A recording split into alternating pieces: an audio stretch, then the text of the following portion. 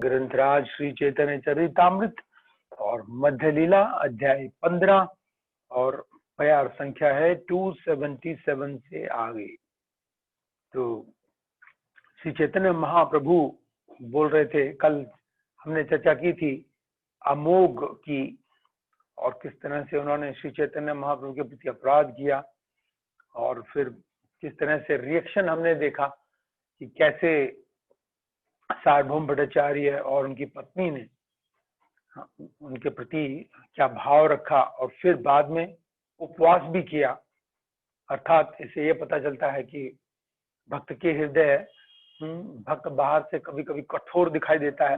जैसे प्रभुपाद जी बहुत कठोर थे अपने, हमारे गुरु महाराज बताते हैं कई बार कि प्रभुपाद जी इतने कठोर थे कि कुचल देते थे हम लोगों को। वो आजकल के भक्तों को अगर इतनी डांट पड़े तो कभी नहीं आएंगे लेकिन बाद में प्रभुपाद जी क्या करते थे, उसे कृष्ण कथा का मल्लम लगा देते थे। पहले चोट पहुंचाते थे अहंकार को, क्योंकि प्रभुपाद जी जानते थे कि हम लोग संसार में अहंकार के कारण सुन नहीं सकते, इसलिए प्रभुपाद जी कुचल देते थे अपने डांट से।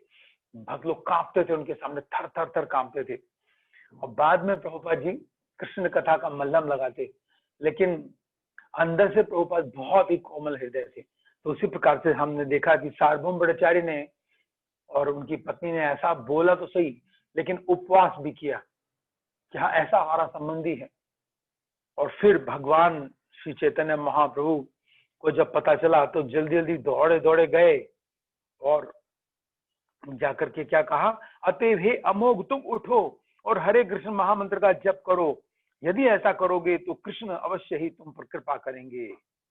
उठे अमोघ तुम्हें लो कृष्ण नाम, आजिरे तुम्हारे कृपा गरीब भगवान। श्रील प्रभुपाद जी ने जो भगवत गीता लिखी थी उसके तात्पर्य लिखे थे, तो उसको समर्पित किया था किसको, बलदेव विद्याभूषण को। इसलिए इसी प्रकार से श्रील प्रभुपाद जी ने जब पुस्तक लिखी कृष्णा पुस्तक, उसको समर्पित किया अपने पिता गौर मोहन डे को। और हमें मालूम होना चाहिए श्री चैतन्य चरितामृत प्रभुपाद जी ने समर्पित की किसको। प्रभुपाद जी ने कहा जो मेरी पुस्तकें पढ़ना चाहते हैं, जो मेरी पुस्तकों में रुचि रखते हैं, उनको मैं उन पाठकों को समर्पित करता हूँ। अर्थात प्रभुपाद जी ये देखते हैं, ये इस समर्पण से ये दिखा रहे हैं कि श्री चैतन्य चरितामृत कैसा ग्रंथ है, पाठकों को ही समर्पण कर दिया। प्रभुपाद जी जब जा रहे थे विमान में, जो पानी के जहाज में, तो उस समय पत्र लिख रहे हैं कि इस समय वृंदावन का मुझे विरह सता रहा है और मैं अकेला अपने गुरु महाराज की आज्ञा के कारण निकल पड़ा हूं अमेरिका के लिए। लेकिन इस अकेलेपन में मैं श्री चैतन्य चरितामृत का रस पान कर रहा हूं। रसपान, तो श्री चैतन्य चरितामृत का रसपान है। चैतन्य चरित अमृत, इसका अर्थ एक बार हमने बताया था जो हमारी सीसी क्लास नजफगढ़ में होती थी। चैतन्य का अर्थ है जीवनी शक्ति, प्राण शक्ति, मतलब सबसे महत्वपूर्ण अंग हमारे शरीर का चैतन्य है। और चरित उसका चरित को कहेंगे कि उसका स्वभाव, प्राण शक्ति का स्वभाव क्या है। चैतन्य चरित अमृत, तो जीवनी शक्ति का अमृतमयी चरित्र का गुणगान, ये अर्थ निकला इसका। तो सबसे ऊंचा सबसे बड़ा ग्रंथ है ये हमारा श्री चैतन्य चरितामृत। जब हम इसको पढ़ रहे हो, जब हम इसको सुन रहे हैं, तो हमें समझना चाहिए कि इस समय हम कौन सी कक्षा में बैठे हैं। भगवत गीता की कक्षा मानी जाती है 0 से 10th क्लास तक। 0 से पहला अध्याय शुरू होता है और फिर दूसरा अध्याय, तीसरा अध्याय करते करते 10th क्लास तक। प्रभुपाद जी कहते थे इट्स ए मैट्रिकुलेशन। और उसके बाद जब हम भागवत सुनते हैं तो इसको कहा जाता है स्नातक, अर्थात ग्रेजुएशन डिग्री। लेकिन जब हम श्री चैतन्य चरितामृत सुनते हैं तो माना जाता है पूरा फुल्ली, जो सबसे एम फिल या जो भी आप कहें, MA, MPhil, PhD डिग्री, सबसे बड़ी डिग्री भक्ति की। तो इसलिए हम इस कक्षा में जब भी आए तो हमें सोचना चाहिए हम बहुत ऊंची कक्षा में जा रहे हैं। अब जैसे जब हम ग्रेजुएशन में जाएंगे या पीएचडी की स्कूल में जाएंगे तो हमें अनुभव होगा, अरे आज हम ग्रेजुएशन में आ गए, आज हम पीएचडी की कक्षा में आ गए। तो वो कथा है और इसमें प्रैक्टिकल सिखाया गया है। तो श्री चैतन्य क्या कह रहे हैं, हे अमोघ तुम उठो और हरे कृष्ण महामंत्र का जप करो, यदि ऐसा करोगे तो अवश्य ही तुम पर कृष्ण कृपा करेंगे। तो वास्तव में कृष्ण तो वो स्वयं है, लेकिन अपना स्वयं को कृष्ण ना कह के वो कह रहे हैं कृष्ण कृपा करेंगे। तो इसका तात्पर्य प्रभुपाद जी ने बहुत लंबा लिखा है, इसकी चर्चा करेंगे। परम सत्य की अनुभूति 3 अवस्थाओं में की जाती है, निर्विशेष ब्रह्म, परमात्मा तथा भगवान। ये तीनों एक ही सत्य है। भागवत में श्लोक आता है, वदंती ततस्विदस्तत्वम् यज् ज्ञानम मदयम ब्रह्मेति परमात्मेति भगवानिति शब्दते। प्रभुपाद जी उसी श्लोक को यहाँ पर हिंदी में ट्रांसलेट करके डाल रहे हैं कि जो परम भगवान है उनकी अनुभूति 3 अवस्थाओं में की जाती है। पहली है निर्विशेष ब्रह्म अर्थात ब्रह्मीति, अर्थात भगवान 3 रूपों में पहचाने जाते हैं। पहला है वो निराकार रूप में सभी स्थानों में रहते हैं, जैसे यहाँ पर निराकार है तो यहाँ पर कृष्ण है अपने किस रूप में, निर्विशेष ब्रह्म रूप में। तो सुखदेव गोस्वामी कहते हैं वदंती ततस्विदस् तत्वम यज् ज्ञानम अद्वयम। ये जो अद्वय ज्ञान है, ये जो दिव्य ज्ञान है, कृष्ण के विषय का जो शिक्षा है, इसको 3 रूपों में जाना जाता है। पहला क्या हुआ, ब्रह्मेति। गीता में भगवान ने भी बताया 9वें अध्याय के 4थे श्लोक में, मया तदम इदम सर्वम इदम जगत अव्यक्त मूर्ति ना। हे अर्जुन, मैं अव्यक्त रूप से सारे संसार में व्याप्त हूं।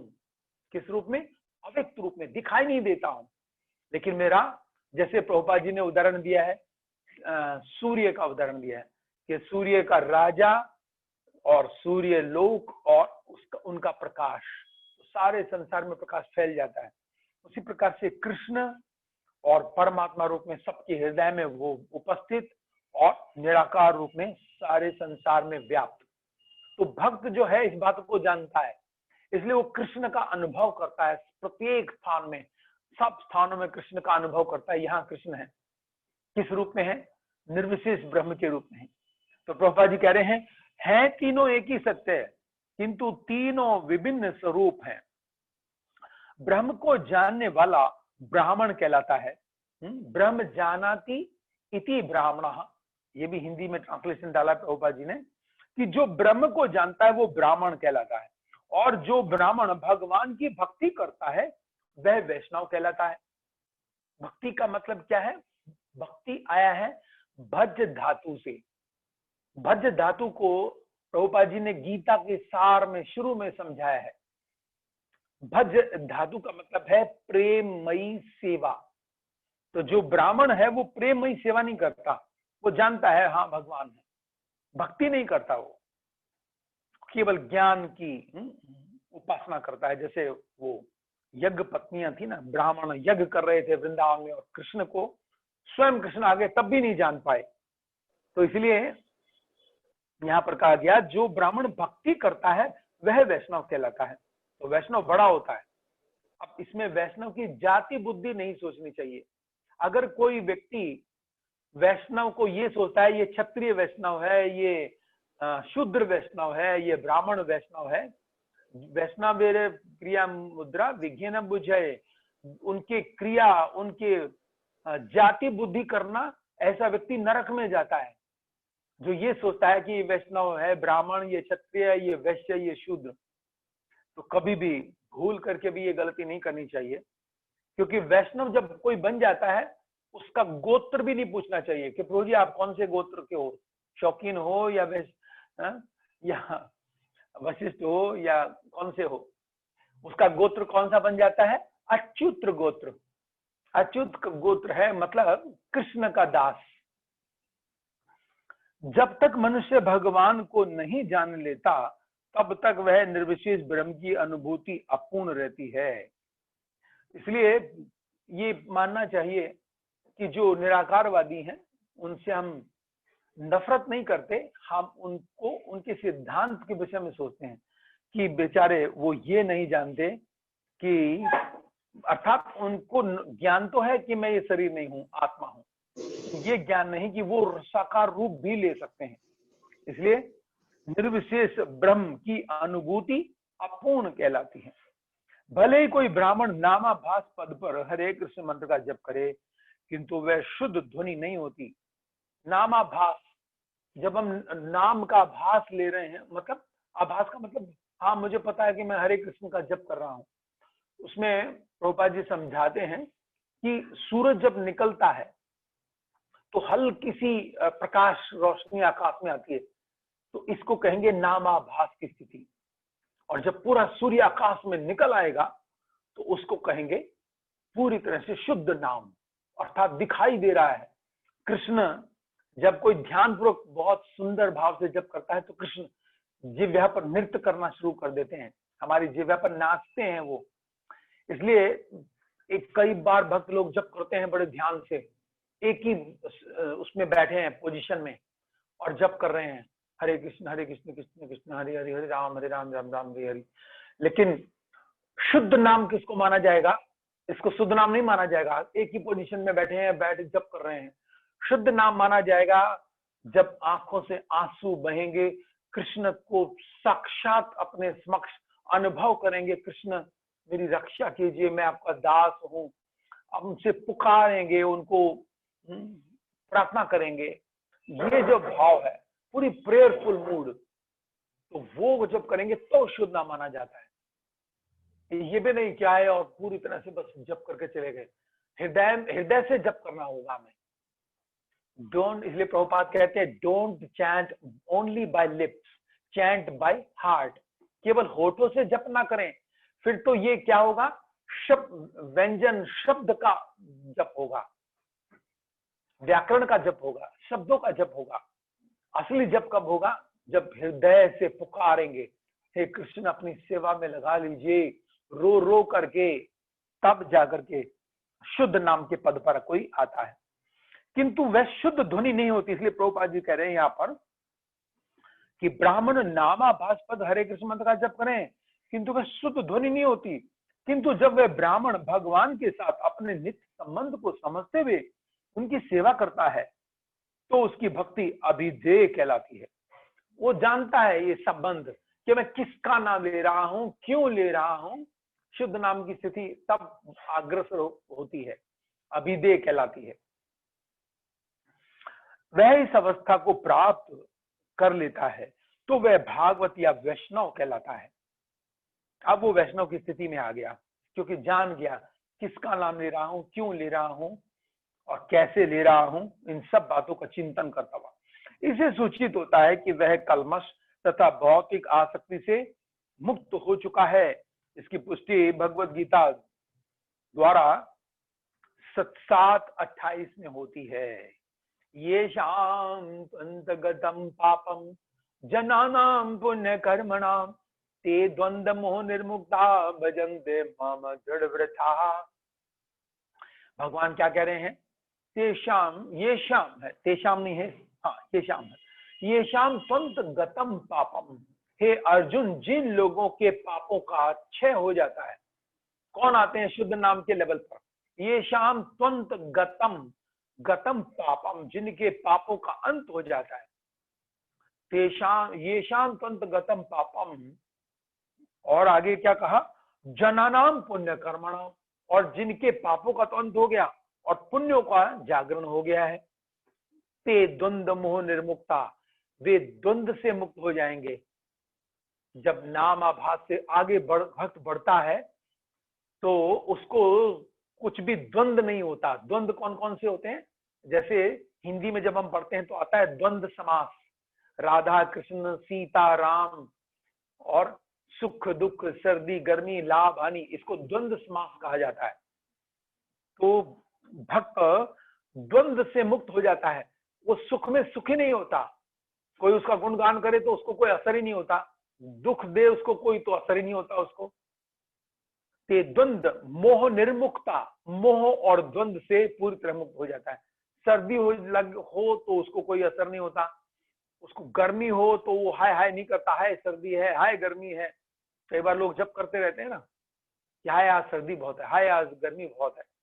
तो ते द्वंद मोह निर्मुक्ता भजनते माम दृढ़ व्रता। लाभ हानि में भी उसको कुछ दुख नहीं होता। कुछ लाभ हो जाए भौतिक तो कोई असर नहीं होता, कोई हानि हो गई तो भी कोई असर नहीं होता। यहाँ तक कि भगवत गीता के 12वें अध्याय का एक 8 श्लोक भक्तों को पढ़ने चाहिए। जो चैतन्य चरितामृत सुन रहे हैं, पढ़ रहे हैं, जो इस स्तर पर हैं कि वो चैतन्य चरितामृत समझ रहे हैं, उनको भगवत गीता के 12वें अध्याय का भक्ताष्टकम पढ़ना चाहिए। 8 श्लोकों में भगवान बोलते हैं ऐसा भक्त मुझे प्रिय है, ऐसा भक्त मुझे प्रिय है।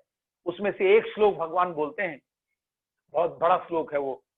उसमें भगवान कृष्ण कहते हैं जो किसी घर बार की परवाह नहीं करता, ऐसा भक्त मुझे प्रिय है। किसी घर बार की भी परवाह नहीं करता, माय गॉड। तो ते द्वंद मोह निर्मुक्ता, तो ऐसा भक्त द्वंद से मुक्त होता है, सुख दुख सर्दी गर्मी लाभ हानि। और क्या करता है? भजनते माम दृढ़ व्रता। दृढ़ व्रत के साथ वही भजन कर पाएगा जो पापों को नष्ट कर चुका होगा, पुण्यों को जागृत कर चुका होगा। लक्षण क्या होगा? द्वंद्वों से मुक्त हो जाएगा, सुख दुख सर्दी गर्मी लाभ हानि। आगम अपायन्यो, आगम अपायन्यो का मतलब है कुछ आ रहा है तो सहन करेगा, जा रहा है तो सहन करेगा। तां तितिक्षस्व भारत, तितिक्षित्व। जिन्होंने इस जन्म में तथा पूर्व जन्म में पुण्य कर्म किया है, जिनके पाप कर्म समूल नष्ट हो चुके हैं और जो मोह के द्वंद्व से मुक्त हैं, वे संकल्प पूर्वक मेरी सेवा करते हैं। जैसा मैंने कल बताया था कि प्रभुपाद जी ने गुरु महाराज को कहा था कि गोपाल कृष्ण प्रभु तुम सारा जीवन जहां भी रहोगे हरे कृष्ण मंत्र का जप करोगे, ये है वो ब्लेसिंग। कैसी भी परिस्थिति होगी तुम बड़े आराम से, बड़े ध्यान से, बहुत ही पुकार के साथ, अटैचमेंट के साथ, आसक्ति के साथ कृष्ण का भजन करोगे। ये सबसे बड़ा आशीर्वाद है। इसलिए भक्तों को जब कभी आशीर्वाद मांगना हो तो यही आशीर्वाद मांगना चाहिए कि गुरुदेव मुझे आशीर्वाद दीजिए कि मैं ध्यान पूर्वक पूरी आसक्ति के साथ कृष्ण नाम का जप कर सकूं, मेरी मुख में टेस्ट बढ़ जाए, कृष्ण नाम का टेस्ट बढ़ जाए। जब नाम जब समाप्त हो, 16 माला हो, तो ऐसा लालच आए, एक माला और ना कर लूं, 2 माला और नहीं कर लूं क्या? तो ऐसी आसक्ति जब आए तो मानना चाहिए कि हम अब इस स्तर पर हैं कि हम नाम, शुद्ध नाम ले रहे हैं, ये स्तर माना जाएगा। तब कोई ब्राह्मण कितना ही बड़ा विद्वान क्यों न हो, किंतु इसका अर्थ यह नहीं है कि यह भौतिक कलमश से मुक्त है। आप देखिए, कितना बड़ा विद्वान क्यों न हो, इसका अर्थ यह नहीं कि भौतिक कलमश से मुक्त है। क्यों? क्योंकि ये देखा जाएगा कि वो सुख दुख सर्दी गर्मी लाभ हानि से कितना प्रभावित होता है। एक बार हमने कथा की थी अपने सेंटर में ही, how to face provoking situations. मतलब भक्त की परीक्षा जब होती है जब दुख का समय आता है, सुख का समय आता है, लाभ का समय आता है, हानि का समय आता है, सर्दी का समय, गर्मी का समय, तब परीक्षा होती है कि हमने भक्ति में कितनी प्रगति की। अगर हम प्रभावित हो रहे हैं, इसका मतलब हम शरीर से ही पहचान कर रहे हैं अपनी आपकी, अरे मैं बीमार पड़ गया, अरे मेरे घर में ये हो गया। तो किसी कंडीशन में, इसलिए भगवान कृष्ण क्या कह रहे हैं 12वें अध्याय में, वो भक्त मुझे प्रिय है, न हर्ष से सुखी होता है, न दुख से द्वंद्व से दुखी होता है, किसी घर बार की परवाह नहीं करता, ऐसा भक्त मुझे प्रिय है। 8 श्लोक हमें जानने चाहिए कि क्या क्या है वो श्लोक जो कृष्ण को पसंद है। तो प्रभुपाद जी कह रहे हैं किंतु ब्राह्मण का कलमश सतो गुण में होता है। भौतिक जगत में 3 गुण हैं, सतोगुण, रजोगुण और तमोगुण। ये सभी कलमश की विभिन्न श्रेणियां हैं कि हम सतोगुण से बंधे हैं, रजोगुण से बंधे हैं या तमोगुण से बंधे हैं। रजोगुण का लक्षण ये है कि व्यक्ति अपना गुणगान सुनना चाहता है, अपना सम्मान सुनना चाहता है कि मेरी प्रशंसा हो, मेरा नाम आए, सब कहे वाह क्या भक्त है ये बड़ा सूक्ष्म होता है, बड़ी इसको पहचान नहीं पाता, कभी कभी भक्त भी नहीं पहचान पाता।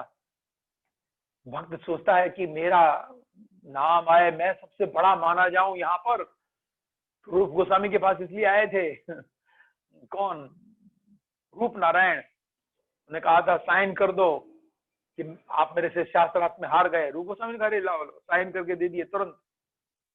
तो रूप नारायण बहुत खुश हो गया, मैंने शास्त्रार्थ का सर्टिफिकेट ले लिया, रूप गोस्वामी को हरा दिया। वो जानता नहीं था कि भक्त लोग जो हैं इन सब से बहुत दूर होते हैं कि मेरा गुणगान हो, मेरी प्रशंसा हो।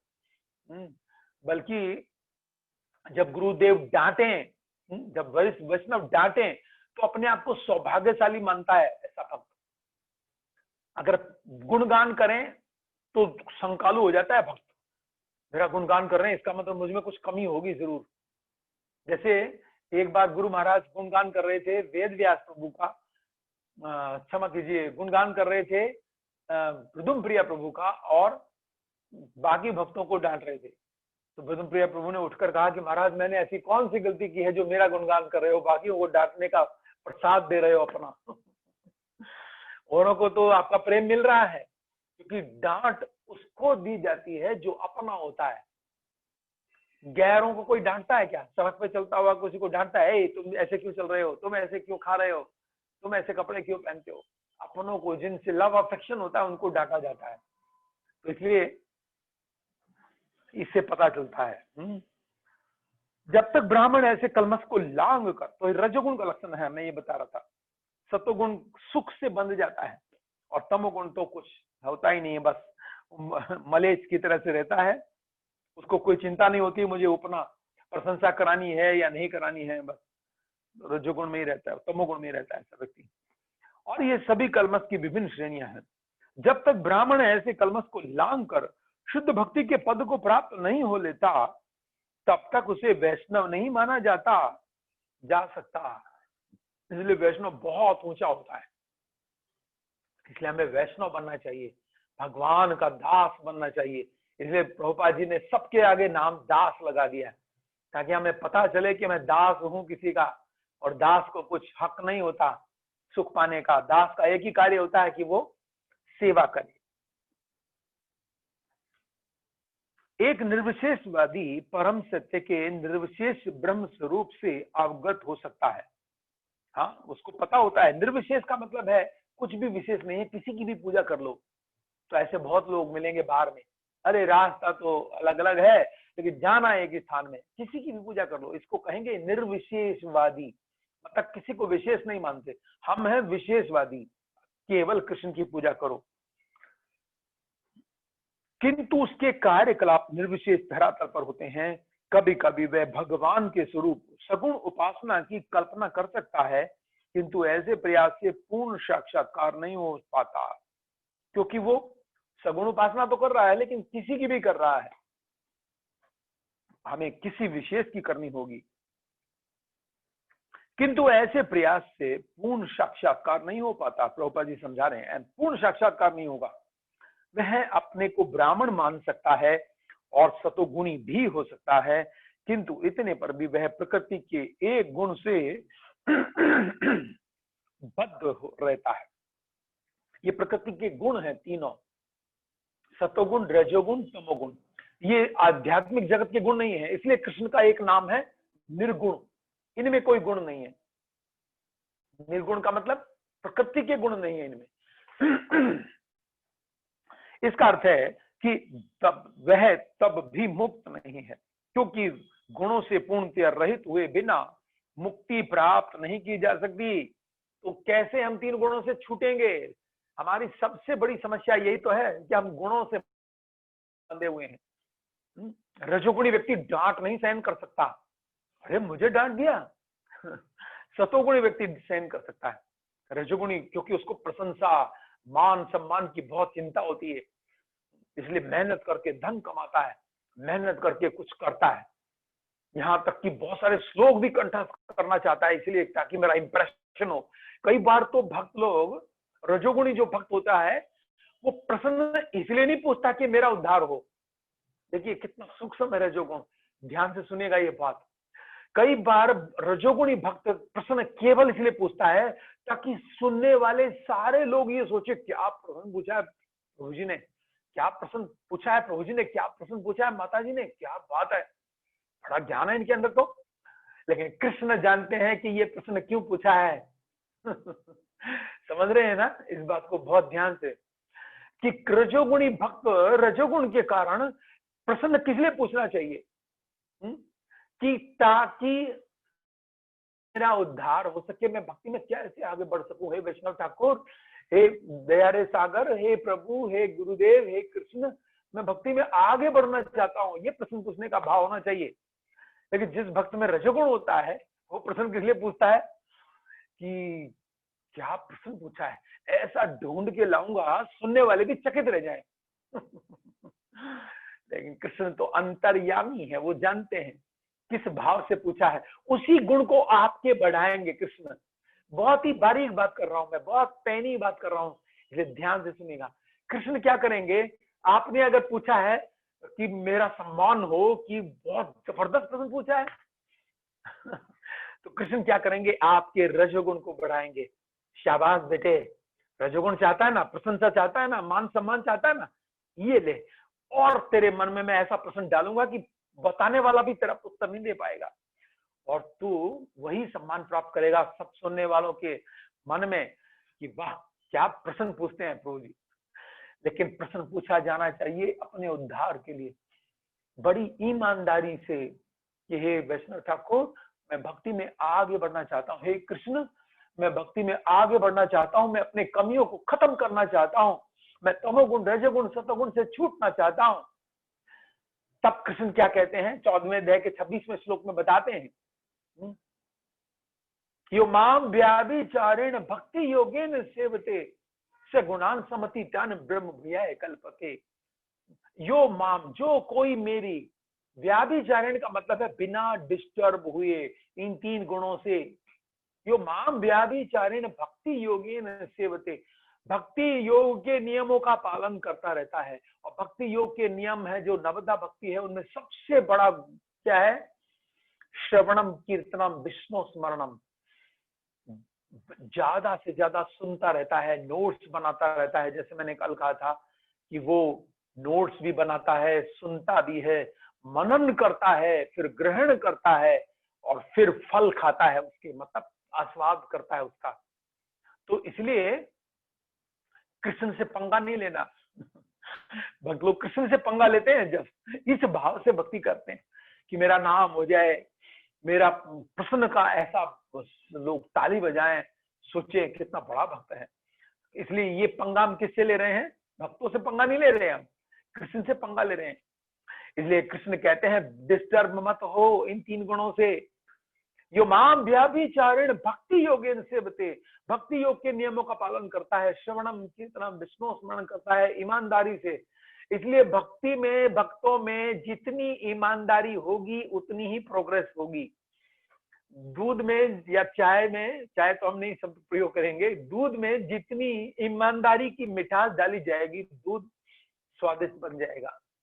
अगर हम बेईमानी डाल रहे हैं दूध में, इसलिए अपने हृदय से बात करनी चाहिए। जो भक्त अपने हृदय से बात नहीं करता, खुद से बात नहीं करता, क्रिकेट मैच में ऐसा होता है, जो क्रिकेट प्लेयर अपने आप से बात नहीं करता वो जल्दी आउट होकर वापस पवेलियन में आ जाता है।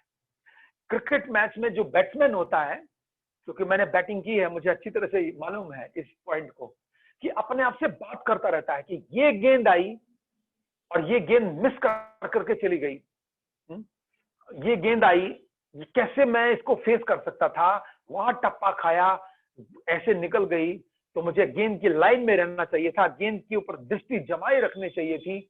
बहुत कुछ बातें करता रहता है बैट्समैन जो होता है।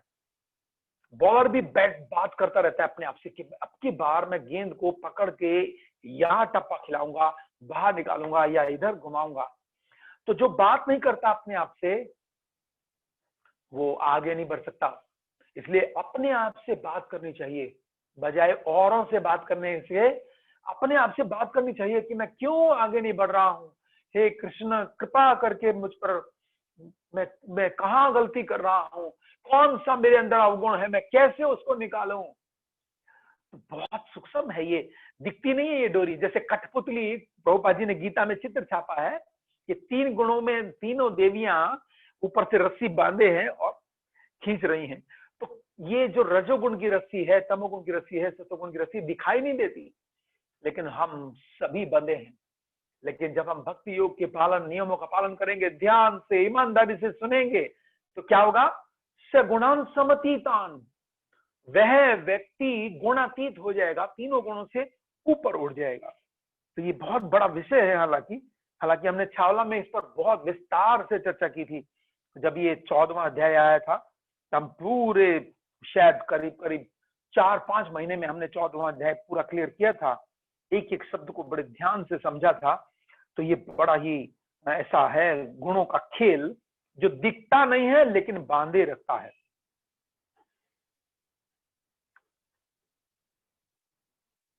इसका अर्थ है कि वह तब भी मुक्त नहीं है, प्रभुपाद जी कह रहे हैं, किंतु इतने पर भी वह प्रकृति के एक गुण से बद्ध रहता है।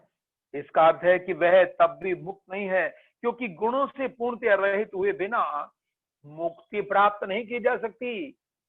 प्रभुपाद जी देखिए क्या बोल रहे हैं यहाँ पर, माय गॉड, जब तक आप 3 गुणों से नहीं छूटोगे आपकी मुक्ति नहीं होगी, आप आगे नहीं बढ़ोगे। हर तरह से मायावाद दर्शन मनुष्य को बद्ध बनाए रखता है।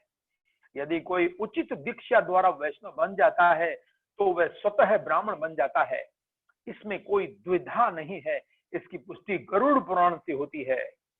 ब्राह्मणानां सहस्रेभ्यः सत्रयाजी विशिष्यते, सत्रयाजी सहस्रेभ्यः सर्व वेदांत पारगः, सर्व वेदांत वित्कोटया विष्णु भक्तो विशिष्यते। हजारों ब्राह्मणों में से कोई एक यज्ञ करने के योग्य होता है, ऐसे कई हजार योग्य ब्राह्मणों में से कोई एक वेदांत दर्शन से अवगत होता है, ऐसे करोड़ों ऐसे विद्वान वेदांतियों में से कोई एक विष्णु भक्त हो सकता है, और वही सर्वाधिक पूजनीय है। तो ये कौन सा श्लोक है गीता का, आप में से कोई बताएंगे? कौन सा श्लोक है गीता में? ऐसा ही श्लोक एक आता है, बिल्कुल सेम श्लोक, आप में से कोई बता पाएंगे? जो कि बिल्कुल हूबहू एक श्लोक गीता में दिया है। या म्यूट होंगे शब्द तो शायद बोल नहीं पाएंगे, कोई बात नहीं, तो आप सुन ही सकते हैं। बहुनाम जन्मनान्ते, नहीं ये नहीं है, ये है मनुष्याणाम सहस्रेषु कश्चित् यतति सिद्धये यतताम अपि सिद्धानाम कश्चित् माम वेत्ति तत्वतः। इसका मतलब है हजारों, जैसे इसमें कहा जा रहा है हजारों ब्राह्मणों में से कोई एक यज्ञ करने के योग्य होता है, तो वहां बोल रहे हैं भगवान मनुष्यानाम सहस्रेषु, हजारों मनुष्य में से कोई एक भक्त बनने का प्रयास करता है। ऐसे कई हजार योग्य ब्राह्मणों में से कोई एक वेदांत दर्शन से अवगत होता है, और वहां कह रहे हैं मनुष्यानाम सहस्रेषु कश्चित् यतति सिद्धये यतताम अपि सिद्धानाम। हजारों मनुष्यों में से अर्जुन कोई मेरी भक्ति के मार्ग पर आता है, और फिर आकर के कोई एक उसमें से टिक पाता है, नहीं तो कुछ ना कुछ कर करके चले जाते हैं सब लोग। और जो टिक पाते हैं उनमें से में भी कोई एक मुझे जान पाता है। मनुष्यानाम सहस्रेषु कश्चित् यतति सिद्धये यतताम अपि सिद्धानाम कश्चित् माम वेत्ति तत्वतः। कोई एक मुझे तत्व से जान पाता है।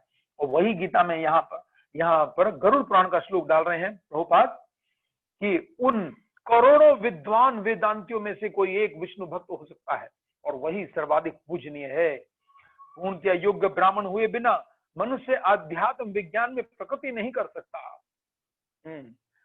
इसलिए हमें क्या करना है, इस योग्यता को बढ़ाना है। हमें इस योग्यता को बढ़ाना है कि मैं क्या करूंगा, अपने अंदर से तीनों गुणों को निकाल बाहर फेंकूंगा।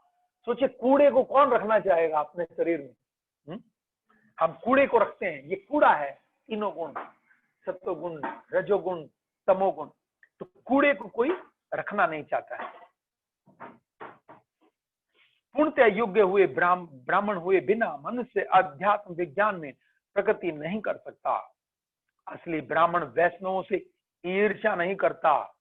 हाँ, उसके पास ईर्ष्या रूपी ब्लेड नहीं होता।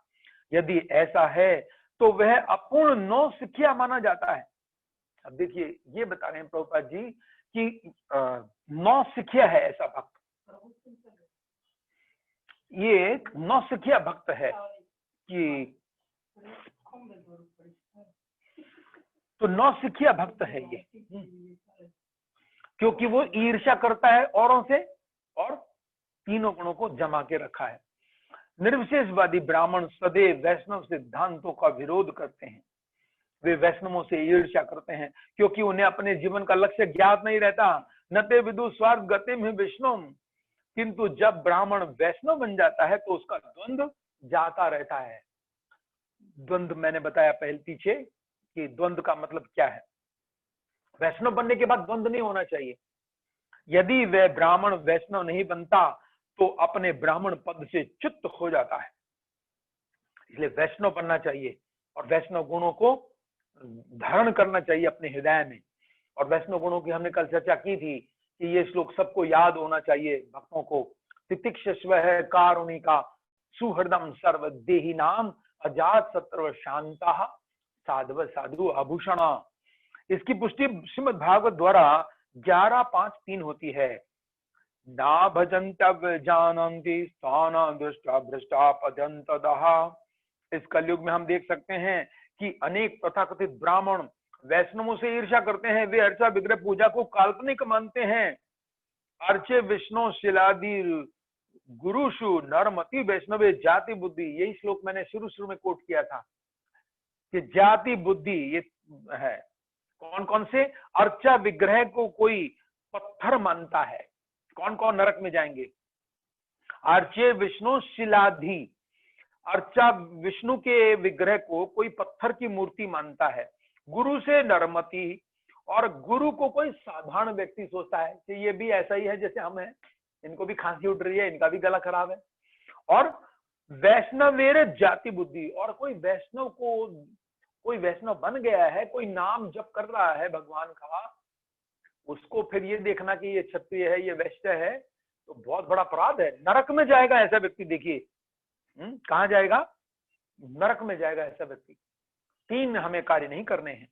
ऐसा दूषित ब्राह्मण भगवान के स्वरूप के ऊपर कल्पना कर सकता है, किंतु वह मंदिर के अर्चा विग्रह को पत्थर या काष्ठ का बना मानता है। इसलिए कभी कभी भक्त लोग सोचते हैं कि मैं मंदिर में हूं तो कुछ भी बोल दूं, कुछ भी कर दूं। अरे भगवान सामने खड़े हैं, अगर गुरुदेव सामने खड़े हो तो तब भी आप ऐसा करोगे? तो भगवान तो उनसे भी बढ़कर है।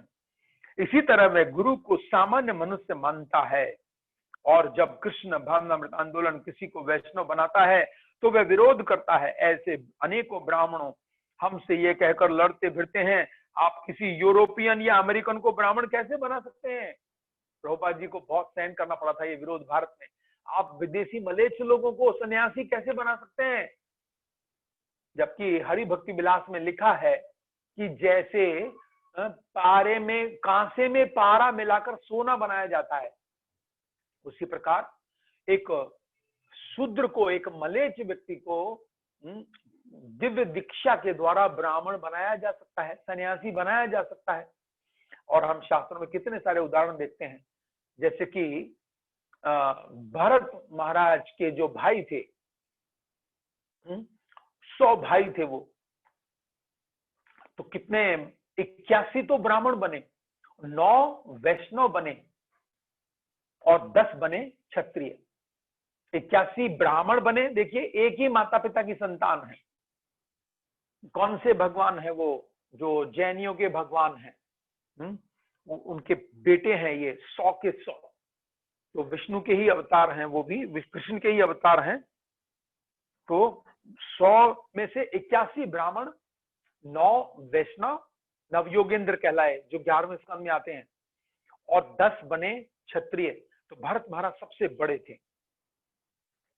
तो इसलिए हमें कभी भी ये नरक में जाने का रास्ता नहीं पकड़ना चाहिए। तीनों को, अर्चा विग्रह को पत्थर, गुरु को साधारण व्यक्ति, और वैष्णव की जाति बुद्धि।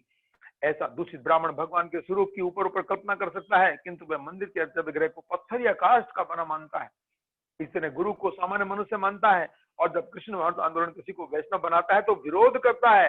प्रभुपाद जी कह रहे हैं ऐसे अनेकों ब्राह्मण हमसे ये कहकर लड़ते भिड़ते रहते हैं कि आप किसी यूरोपियन या अमेरिकन को ब्राह्मण कैसे बना सकते हैं। इसलिए प्रभुपाद जी ने ब्राह्मण बनाने की फैक्ट्री लगाई है, हरे कृष्ण आंदोलन। ब्राह्मण तो केवल ब्राह्मण कुल में उत्पन्न हो सकता है, वे कहते हैं ऐसा। वे इस बात पर विचार ही नहीं करते कि शास्त्र में कहीं भी ऐसा नहीं कहा गया है। अब देखिए, विश्वामित्र पहले राजा थे, क्षत्रिय थे, बाद में ब्राह्मण बन गए। इधर परशुराम पहले ब्राह्मण थे, बाद में क्षत्रिय बन गए। तो कितने सारे हमें ऐसे उदाहरण मिलेंगे शास्त्रों में जो कि बदल सकते हैं। लेकिन आजकल के जो नेता हैं, उन्होंने ऐसी गड़बड़ फैलाई है कि जो शूद्र है वो शूद्र ही रहेगा सारा जीवन, और जो ब्राह्मण है वो ब्राह्मण ही रहेगा। लेकिन गीता में क्या कहते हैं, 4वें अध्याय के 13वें श्लोक में कृष्ण, चातुर्वर्ण मया सृष्टम गुण कर्म विभाग स, ये 4 वर्ण मैंने बनाए हैं गुण और कर्म के आधार पर। Bhagavad Gita, oh my God, अच्छा 8 होने को आए। भगवत गीता में 4:13 विशेष रूप से कहा गया है। अच्छा, वही श्लोक प्रभुपाद डाल रहे हैं, चातुर्वर्ण मया सृष्टम गुण कर्म विभाग सा, तीनों गुणों तथा उनके लिए नियत कर्म के अनुसार ही मानव समाज के 4 वर्णों की सृष्टि मेरे द्वारा हुई है।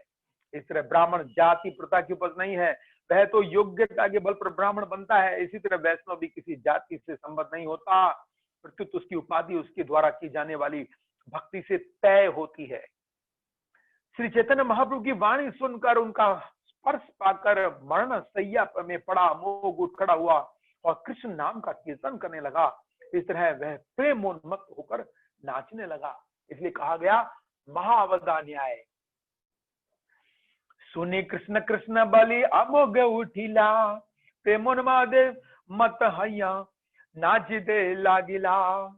श्री चैतन्य महाप्रभु ने देखा कि इनके जो संबंधी हैं वो शुद्ध भक्त हैं, उनकी भी इच्छा है और अब ये भी दंड पा चुका है। प्रेमोन्मुक्त होकर नाचते समय अमोघ में सारे भाव लक्षण यथा कंप, अश्रु, पुलक, स्तंभ, स्वेद, स्वर भंग प्रकट हुआ है।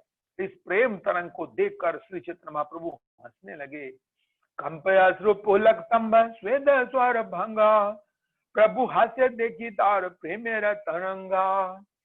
जिस किसी पर श्री चैतन्य की कृपा हो वो तुरंत ये कर सकता है। ये लक्षण है शुद्ध भाव के, ये हमारा गोल है, लक्ष्य है।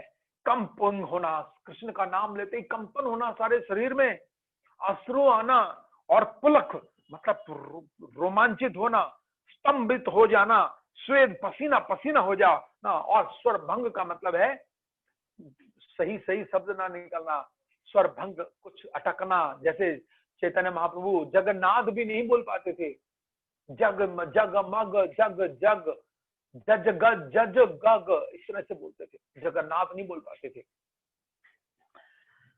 अमोघ महाप्रभु के चरणों पर गिर पड़ा और विनीत भाव से बोला, हे दया में प्रभु मेरा अपराध क्षमा करें। बस ये हमें बोलना चाहिए ईमानदारी से कि मैं बहुत पापी व्यक्ति हूँ। श्री चैतन्य महाप्रभु के लिए वो भजन लिखा है, नरोत्तम दास ठाकुर क्या बोलते हैं, पतित पावन है तो तब अवतार, मौसम पतित प्रभु ना पाई बेआर। कि आपका अवतार तो है पतितों का उद्धार करने के लिए, लेकिन मेरे जैसा पतित आपको कोई ढूंढने को नहीं मिलेगा संसार में। ये बोलना चाहिए हमें भगवान चैतन्य के सामने खड़े होकर के, मेरे जैसा पतित, मेरे जैसा दुष्ट, बेईमान, डाकू, चोर, जितने भी अवगुण हैं मुझ में हैं, इसलिए आप पतित पावन हो, पतितों का उद्धार करने के लिए आए हो, तो मेरा उद्धार करो। अमोघ ने न केवल महाप्रभु से क्षमादान मांगा, अपितु वह यह कहकर अपने गालों पर चपत लगाने लगा, मैंने इसी मुंह से आपकी निंदा की है। सोचिए एक अपराधी वैष्णव को, जब कोई वैष्णव अपराध करे तो ये फिर है, देखिए उस अपराध जिसके प्रति अपराध किया है उसके सामने खड़ा होकर अपने मुंह पे थप्पड़ मार रहे हैं। अमोघ ए चार मुखे तो हमार करी नो निंदा ने, ए तबली आपने गाले चढ़ाए आपने। ये चैतन्य चरितामृत का स्टेटस है, कैसे हमें क्षमा मांगनी है वैष्णवों से अगर अपराध हो जाए तो, और तब भी क्षमा हो जाए तो गनीमत मानना, क्योंकि कृष्ण बहुत सख्त है इस मामले में, अपराध के मामले में बहुत स्ट्रिक्ट है। तब भी अगर क्षमा हो जाए तो गनीमत मानना। अमोघ अपने गालों पर तब तक चपत लगाता रहा जब तक उसके गाल सूज नहीं गए। अंत में गोपीनाथ आचार्य ने उसका हाथ पकड़कर उसे को कहा। देखिए मतलब ऐसा भी नहीं है कि नाटक कर ले, 2-3 थप्पड़ मार दिए, चलो वैष्णव जी अब तो क्षमा कर दो, नहीं, पूरा जैसे मैंने कहा ईमानदारी के साथ अब वो तब तक मारता रहा जब तक उसके गाल सूज नहीं गए। मैंने कैसे बोल दिया इस मुख से, ये मेरा मुंह जो है बहुत पापी है। गोपीनाथाचार्य आए, उनके हाथ पकड़ लिए, चढ़ाई ते गाल फुलाइला, हाथे धरी गोपीनाथ आचार्य ने से दिला। इसके बाद महाप्रभु ने उसके शरीर का स्पर्श करते हुए उसे यह कहकर शांत किया, तुम मेरे स्नेह पात्र हो क्योंकि तुम सार्वभौम भट्टाचार्य के दामाद हो। ये देखिए, तो कहने का तात्पर्य है कि इतना पीटा स्वयं को अमोघ ने, गोपीनाथ आचार्य आए और बिल्कुल, तो इससे स्पष्ट है कि पूरी तरह से वो अपने आप को सरेंडर कर रहा है कि मेरे से बहुत बड़ी गलती हुई है, ये गलती फिर से कभी नहीं करूंगा महाप्रभु। तब सारमुपड़े ने कहा, तब भी क्या कहा, इन थप्पड़ों से मैं नहीं पिघलता। कभी सोच रहा हो कि थप्पड़ मार लिए मुख में तो मैं पिघल जाऊंगा? कैसे? प्रभु आश्वासन करे स्पर्शी तारक गात्र, सार्वभौम संबंधे तुम मोर स्नेह पात्र। ये है महत्वपूर्ण बात। इसलिए श्रीधर स्वामी प्रभुपाद के एक शिष्य थे जिनका तिरुभाव लगभग 2000 के आसपास हुआ था, 2000 के आसपास। भगवत दर्शन में उनका लेख छपा था, आखिरी लेख उन्होंने लिखा था। वो महाराज माने जाते थे जॉली महाराज, उनको बोलते थे सब लोग जॉली महाराज। जैसे हमारे यहाँ मोगली प्रभु हैं जॉली वैष्णव, ऐसे वो भी जॉली महाराज थे, बहुत प्रसन्न रहते थे, हंसाते थे भक्तों को। तो क्या हुआ कि महाराज को कैंसर था और उनके पेट में पानी भर गया था, पेट फूल गया था। तो सब लोग जानते थे कि बस महाराज शरीर त्यागने वाले हैं, और सब लोग बड़े गंभीरता के साथ रोते हुए महाराज का दर्शन करने आ रहे थे, श्रीधर स्वामी महाराज का।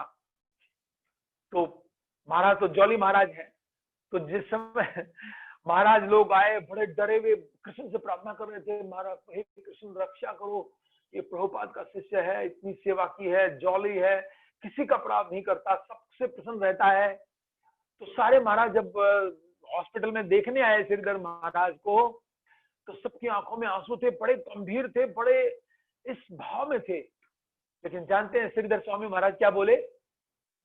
महाराज जी इधर आना, इधर आना, बच्चा होने वाला है बस मुझे, देखो मेरा पेट कितना फूल गया है, और पानी से पेट फूला हुआ था, कैंसर था। तो महाराज, दूसरे महाराज ने कहा, अरे श्रीधर स्वामी अभी भी आपको मजाक सूझ रहा है, अभी भी आपको मजाक सूझ रहा है। महाराज लोग रोने लगे ये सुन करके, अब तो आप कम से कम गंभीर हो जाओ। श्रीधर स्वामी महाराज बोले कि नहीं, बच्चा होने वाला है मुझे, बस पेट देखो कितना फूल गया है, बस कुछ ही क्षणों में डिलीवरी होने वाली है। अर्थात डिलीवरी होने वाली है मतलब भगवान के धाम डिलीवरी होने वाली है, और कुछ ही क्षणों में महाराज चले गए। देखिए, इससे पता चलता है कि कितने वो जॉली होंगे, ऐसे समय में भी उनको मजाक सूझा था। तो उनसे पूछा गया था कि महाराज आपकी कोई आखिरी इच्छा है क्या जब शरीर त्यागा? तो बहुत बड़ी बात कही श्रीधर स्वामी महाराज ने, जो हम सब भक्तों को बोलनी चाहिए, यही बात बोलनी चाहिए हमें सब वैष्णवों को। श्रीधर स्वामी महाराज बोले कि मेरी आखिरी बस एक ही इच्छा है कि सारे वैष्णव ये कहें कि मैं उनका साथी था, मैं उनका मित्र था, और मेरी कोई इच्छा नहीं है। माय गॉड, देखिए कितनी बड़ी वस्तु मांगी। मुझमें कोई योग्यता नहीं, मैं क्या मांग सकता हूँ कृष्ण से? बस ये वैष्णव ये कह दे मैं उनका दोस्त था, मैं उनका मित्र था, मैं उनका अपना था, अपना छोटा भाई था, ये मेरी इच्छा है। बस सारे वैष्णव ये बोल दें एक बार। माय गॉड, ऐसे ऐसे सन्यासी महाराज हमारे आंदोलन में आए, प्रभुपाद के शिष्य थे, अभी की बात है ये 2000 के आसपास। तो दो घटनाएं देखी हमने श्रीधर महाराज की सुनी जो कि हृदय स्पर्शी हैं। तो श्री चैतन्य कह रहे हैं कि तुम सार्वभौम भट्टाचार्य के दामाद हो, संबंधी हो। श्रीधर स्वामी महाराज भी यही कह रहे हैं कि मुझे बस अपना मान लेना और मेरी कोई इच्छा नहीं है। सार्वभौम भट्टाचार्य के घर का हर प्राणी मुझे अत्यंत प्रिय है, यहाँ तक कि उनके दास दासियां तथा उनका कुत्ता भी। बार बार मैं ये बता रहा था, देखिए यहाँ पर आ गई ये बात कि श्री चैतन्य क्या कह रहे हैं, सार्वभौम भट्टाचार्य के घर का हर प्राणी मुझे अत्यंत प्रिय है, यहाँ तक कि उनके दास दासियां, उनका कुत्ता भी, तो भला उनके संबंधियों के विषय में मैं क्या कहूं। इसलिए श्रीधर स्वामी की बात हमें याद रखनी है कि सारे वैष्णव मुझे अपना मान लें बस। कब मानेंगे वैष्णव अपना? जब हमारा वैष्णवों से डीलिंग बहुत ही अच्छी होगी, बहुत ही फैंटास्टिक होगी, तो सारा कंसंट्रेशन हमें अपनी डीलिंग्स पर रखना होगा। वैष्णवों से संबंध हमें कैसा बनाना है। अगर हमारे वैष्णवों से संबंध अच्छे नहीं है, हमारा जप हमारा कुछ भी नहीं करेगा। क्योंकि जब वैष्णव निंदा होती है तो चैतन्य भागवत में चैतन्य महाप्रभु कहते हैं, जो गंगा जी स्नान करके लोगों को पवित्र करती है, जो हरि नाम लोगों को पाप से उठाकर भगवान के धाम ले जाता है, यही हरे कृष्ण महामंत्र, यही गंगा स्नान उसको जला देगा, उसकी भक्ति को बर्बाद कर देगा। सुना आपने श्री चैतन्य महाप्रभु का ये डायलॉग? वही हरि नाम, वही गंगा स्नान जला देगा हमको। कब? जब वैष्णवों से हमारा संबंध ऐसा नहीं होगा जैसा कि श्री चैतन्य कह रहे हैं। और श्रीधर स्वामी महाराज ने कहा कि बस ये वैष्णव मुझे अपना मान ले, और ये कहकर शरीर छोड़ दिया। सारे महाराज लोग बोले, महाराज आप हमारे अपने नहीं हो, हम आपको सदा याद रखेंगे, सदा आपका ग्लोरिफिकेशन करेंगे कि हमारे आंदोलन में एक ऐसा सन्यासी आया, प्रभुपाद का शिष्य था, और ये कहते हुए जिसने शरीर छोड़ा था।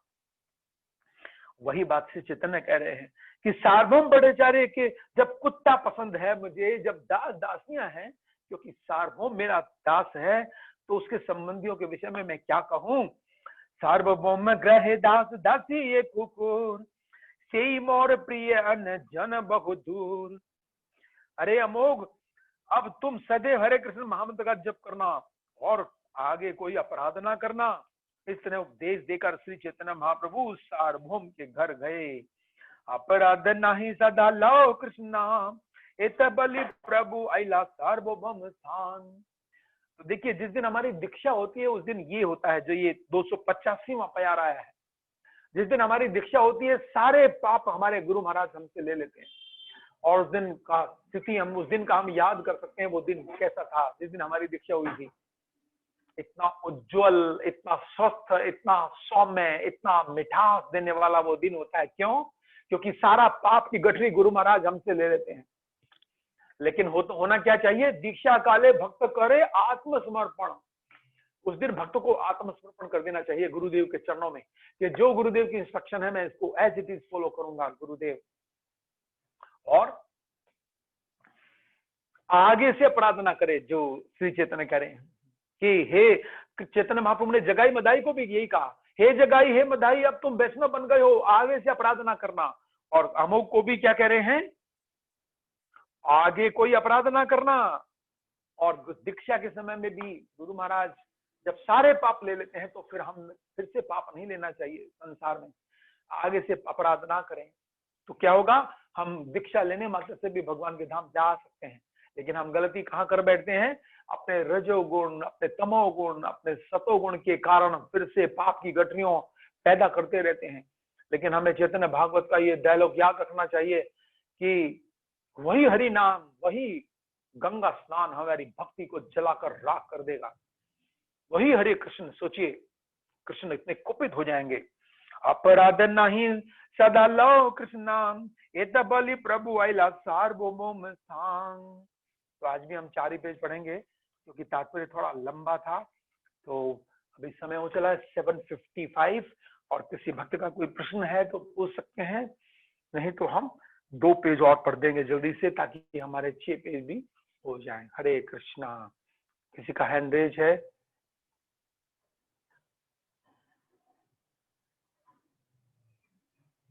हैंड रेज तो किसी का नहीं है। किसी का कोई प्रश्न है तो आप पूछ सकते हैं, हैंड रेज कर सकते हैं अगर आप अनम्यूट हैं तो। सुमनलता माता जी, यस माता जी, और सतीश यादव प्रभु, 2 लोगों के हैंड रेज हैं। जो भी होस्ट हैं वो काइंडली इनको अनम्यूट कर दीजिएगा। सुमनलता माता जी पहले हाथ उठाया। हाँ यस माता जी, आप अनम्यूट हैं, बताइए। प्रभु जी प्रणाम। प्रभु जी। हाँ माता जी प्रणाम, बताइए। प्रभु जी, आपने बताया कि हमें भगवान को तत्व से जानना चाहिए प्रभु जी, तो तत्व से जानने का अर्थ बता दो प्रभु जी। हाँ, गीता का 4थे अध्याय का 34वां श्लोक निकाल के पढ़ना, उसमें भगवान ने बताया तद विधि, विधि क्या है, तद विधि प्रणिपातेन प्रिय प्रश्नेन सेवया। प्रणिपात करना होगा, हमें क्या करना होगा, हमें पूरी तरह से उनके शरणागत होना होगा, जैसा वो कहें वैसा करना होगा। प्रणिपात, प्रिय प्रश्नेन सेवया, उनकी सेवा करनी होगी, उनसे पूछना होगा प्रभु जी क्या सेवा की जाए, और फिर उनसे प्रश्न पूछना होगा।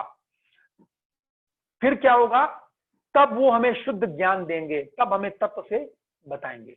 ठीक है, दूसरा प्रश्न किसका है, सतीश यादव प्रभु। यस प्रभु जी, इनको भी अनम्यूट कीजिएगा।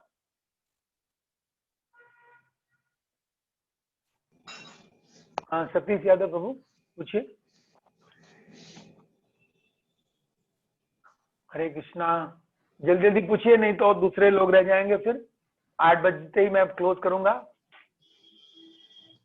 अगर वो नहीं पूछ रहे तो तीसरे सतीश रूपा माता जी, आपने हैंड रेज किया था, इनको अनम्यूट। हाँ आप भी अनम्यूट हैं सतीश रूपा हाँ जी, माता जी, हरे कृष्णा, हरे कृष्णा पूजी प्रणाम। हाँ माता जी हरे प्रणाम। हाँ कृष्णा बताइए। पूजी, हाँ जैसे माता अभी जी बताइए, आपने आवाज आ रही है। हरे हरे हाँ जी, हरे कृष्णा पूजी, जैसे अभी आपने एक्सप्लेन किया कि महाप्रभु अमोघ के हृदय पर हाथ रखते हैं और उसको कहते हैं कि महामंत्र तुम जपो, उनको क्षमा कर देते हैं महाप्रभु। लेकिन वहीं पे जहाँ भागवतम में कथा आती है कि जब दुर्वासा मुनि से अपराध होता है तो भगवान बोलते हैं कि मैं तुम्हें क्षमा नहीं कर सकता, तुम्हें उसी से क्षमा मांगा जिसके प्रति तुमने अपराध किया है, कि अमरीशरी प्रभु, अमरीशरी महाराज से। तो यहाँ पे महाप्रभु ने उनको क्षमा कर दिया, क्योंकि यहाँ भी तो वैष्णव अपराध बनता है सार्वभौम भट्टाचार्य के प्रति अमोघ का। यहाँ पर अपराध तो किसके प्रति किया उन्होंने, पहले तो हमें ये देखना होगा ना, किसके प्रति तो अपराध किया। सर्व भट्टाचार्य भी वैष्णव है, उनको भी तो दुख हुआ ना, दुख हुआ, पीड़ा हुई, तो अपराध तो ये भी काउंट होगा ना प्रभु जी यहाँ पे। डायरेक्ट अपराध किया उन्होंने महाप्रभु का जी, महाप्रभु यहाँ के पे ये प्रति। देखिए हाँ ना। जी, हाँ हाँ जी, उन्होंने क्रिटिसाइज किया महाप्रभु को, भगवान को क्रिटिसाइज किया, इसलिए हाँ जी, भगवान ने उनको वहीं के वहीं चुप्ता कर दिया। उन सार्वभौम को तो खाली दुख हुआ कि मेरा संबंधी है, ये ऐसा क्यों कर रहा है ना, हाँ जी, सीधा भगवान से अपराध किया, तो फिर भगवान से क्षमा मांगी। उधर घटना क्या हुई कि भक्त से अपराध किया तो भक्त से ही क्षमा मांगनी पड़ेगी। ठीक है, ठीक है। तो यहाँ पे और किसी सर्व का प्रश्न है। भट्टाचार्य के प्रति अपराध काउंट नहीं होगा अमोघ का प्रभु जी। नहीं नहीं, उनके प्रति नहीं होगा, उनको तो दुख हुआ कि मेरा संबंधी है और देखिए अपराध कर रहा है भगवान के प्रति। ठीक है, हाँ जी, हरे कृष्ण, और प्रणाम किसी का प्रभु। हैंड रेज है किसका। हाँ प्रणाम माता जी। हाँ किसी का और प्रश्न है, एक हैंड रेज और उठा है, शायद 3rd नंबर आ रहा है, मेरे पास नाम नहीं आ रहा, तो जो भी होस्ट है इनको अनम्यूट कर सकते हैं। हरे कृष्णा प्रभु जी, धन्यवाद प्रणाम। हाँ दंड प्रणाम प्रभु जी, बताइए प्रभु जी। अच्छा प्रभु जी, आपने एक ये बताया था कि परिवार से हमें मतलब कि परिवार की चिंता नहीं करनी चाहिए, मतलब इससे हम कैसे समझ सकते हैं, थोड़ा उससे ब्रीफ में बता। हाँ देखिए ये ये बड़ा एक्चुअल ही में तो मतलब चैतन्य चरितामृत क्लास है। हाँ हाँ चैतन्य चरितामृत क्लास है, इसमें हम इसलिए ऐसी चर्चा कर रहे हैं। अगर ये गीता क्लास होती, जी भागवत क्लास होती तो शायद ये ना कहते, लेकिन फिर भी गीता में भी जी ये जी। बात आती है कि जो वो भक्त मुझे प्रिय है।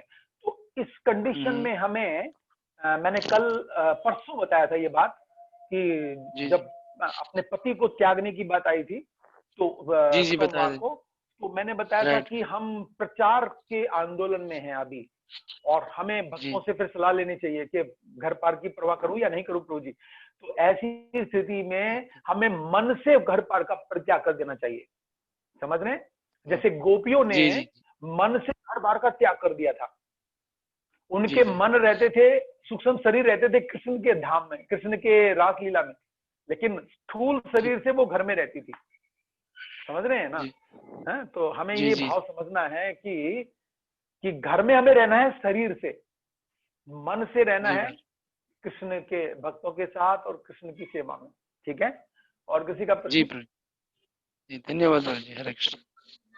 आपका नाम आया प्रभु जी, धीरेन्द्र राणा प्रभु जी, धन्यवाद प्रभु जी।